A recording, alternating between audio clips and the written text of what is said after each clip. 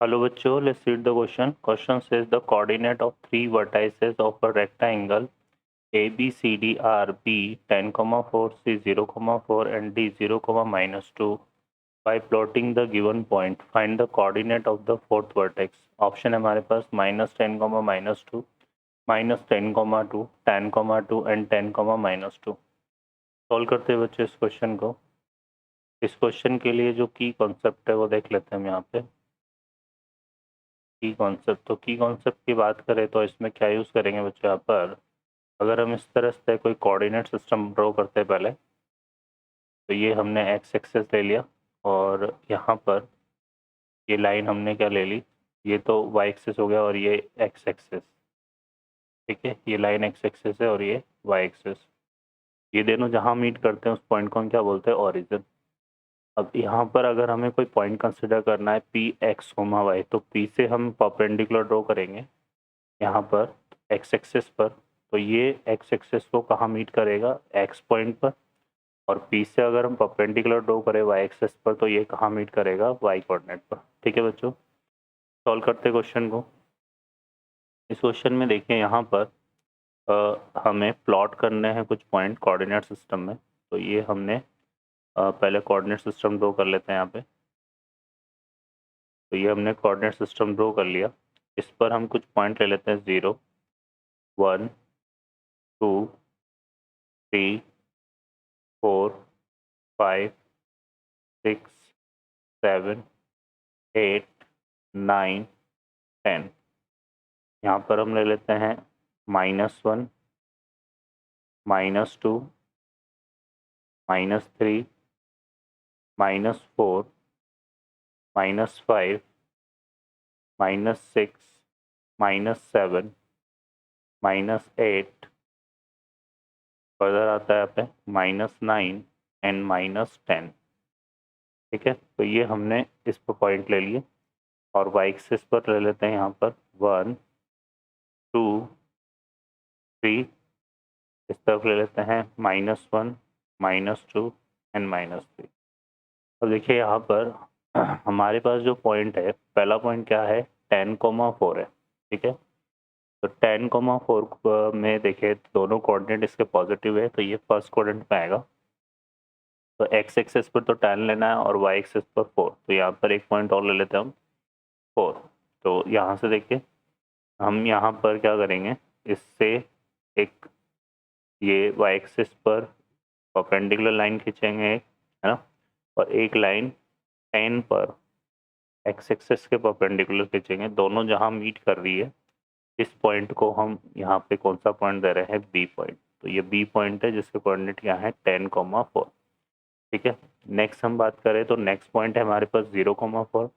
अगर किसी कोऑर्डिनेट का किसी पॉइंट का एक्स कोऑर्डिनेट 0 हो, तो वो पॉइंट कहाँ लाया करता है, वाई एक्सिस पर। तो 0, 4 हमारा ये वाला पॉइंट हो जाएगा यहाँ पर। ठीक है, अब आते हैं हम यहाँ पे, तो ये कौन सा पॉइंट है, सी पॉइंट। ठीक है, अब हम बात करते हैं डी की। तो ये क्या है, 0, -2 है। तो ये पॉइंट हमारे पास कौन सा हो जाएगा बच्चों, ये वाला पॉइंट हो जाएगा 0, -2, है ना। ठीक है, अब हमें फोर्थ वर्टेक्स फाइंड करना है। तो एक वर्टे ये बी को हम सी से ज्वाइन कर देते हैं।